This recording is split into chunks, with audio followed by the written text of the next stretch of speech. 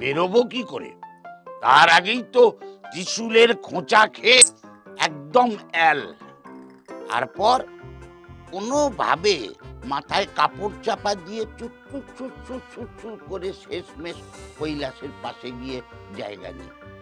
কোনোভাবে পাবলিকের সামনে আর আমি আসি না।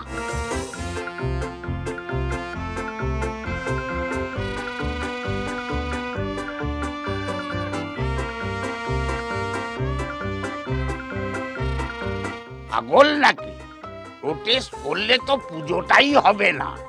ওটাই তো আমার ক্যাপাকাইটি। ওইভাবে ত্রিশূলের খোঁচা খেয়ে বসে থাকবো আর পুজো হবে 15 দিন ধরে। সবার কাজকর্ম ছুটি, আমারও একটু বহু লোকজন, নানান রকম সুন্দরীদের সঙ্গে দেখা হবে, ভালোই লাগে।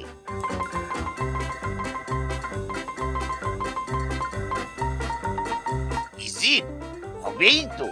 এই জন্যেই তো এত কষ্ট করে 6 প্যাক বানিয়েছি। হা হা হা।